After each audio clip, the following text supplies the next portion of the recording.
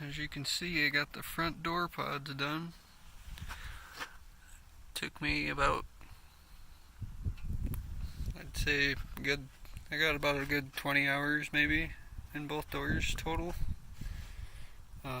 That's not including the extra stuff like running wires and stuff.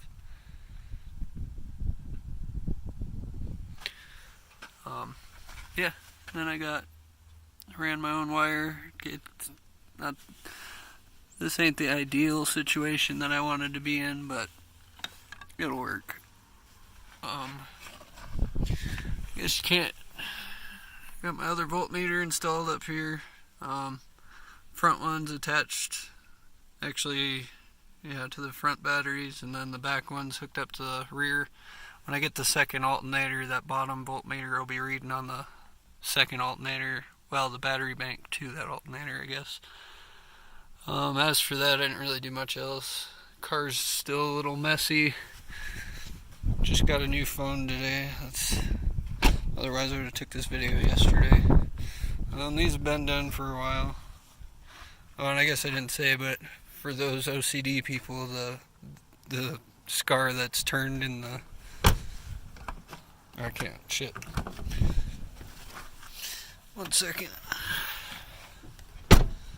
For the OCD people, that's only turned because I really hate to say it, but my speaker wire is too short to turn it right side up. I'll get in there someday and fix it, but I'm not too worried about it. You can't even really see them when the doors are shut. I guess really I can still move my seats all the way up and back. It kind of touches here a little, but won't affect the speaker at all.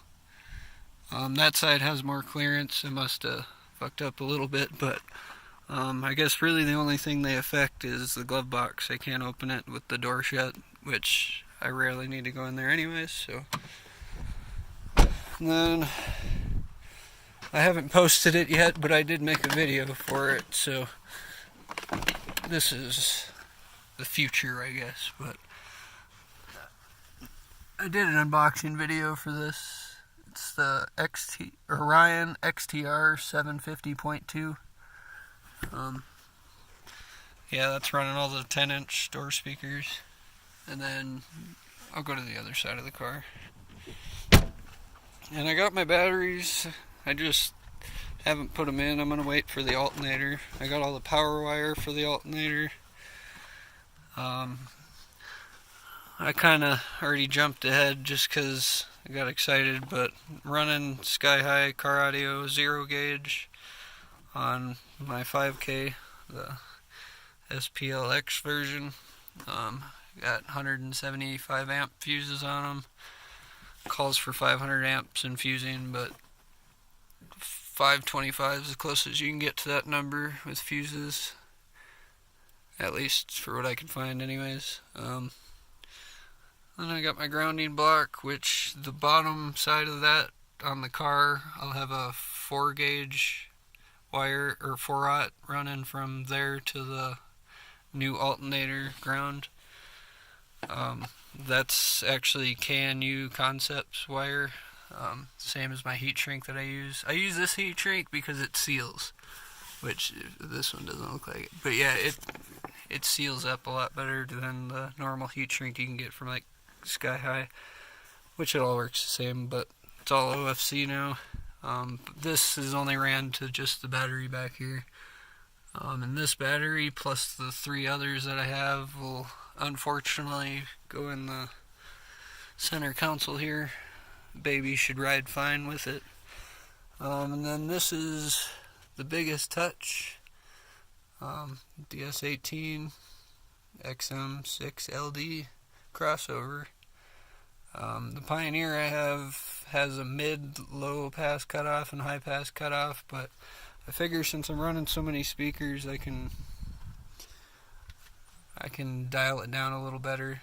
So I got the 6.5 basically running down to 200 hertz, maybe a little higher, and then I got the 10s doing from a little above 250 hertz down, and then of course the woofer is doing the rest. Which, speaking of woofers, actually the whole back end looks like shit right now, but I'm going to show you anyways. Oh, and I guess for those that don't know, my XTR 1000.4 and 500.4 are down here. The 1000.4 you see here is mids and or the 6.5 skars, and then the 500.4 is on my tweeters. I got dumb tweeters in the back and then bullet tweeters up front. Then of course I got the 15, the SPL versions, 5,000 RMS a piece, but I don't know if I'll ever truly get that ran on there. I did go back and clean up the door panels. Got a nice little edge to them now, so there's no gap. I don't know, the panel must have been bent a little bit when I shaped it up here in my shed. So I ended up with a gap here, but I'm okay with that, I guess. Mainly cleaned up this edge. This one looked bad, but I actually did more Dynomat on all the panels too, on the inside of the door panels, the plastic. There was already some on the original door. I got my new bags in, so now this wheel used to be pretty much flush with the bottom of the fender here. I mean, it's tucked so it wasn't hitting, but yeah, so that's how much ride height I gained back from putting my new bags in. The other ones had holes in both of them. I think it was the bumpy ride I took. And the reason why this looks like shit is because I put foam up here and didn't get it taped fast enough, and it pushed the tape out and came out. But I got some more foam up in here. I never did up here when I originally did the back. It looks kind of like shit, but yeah, I run this asphalt stuff that everybody says is terrible, but the only reason why it falls down is because you didn't clean it, or the people who put my tint up pulled this down. The foam's actually holding this one up, but yeah, it looks like I'm gonna do some cleaning back here, so it definitely looks bad, but I think those are about basically 3 cubic feet per side. Yeah, I guess until the next video.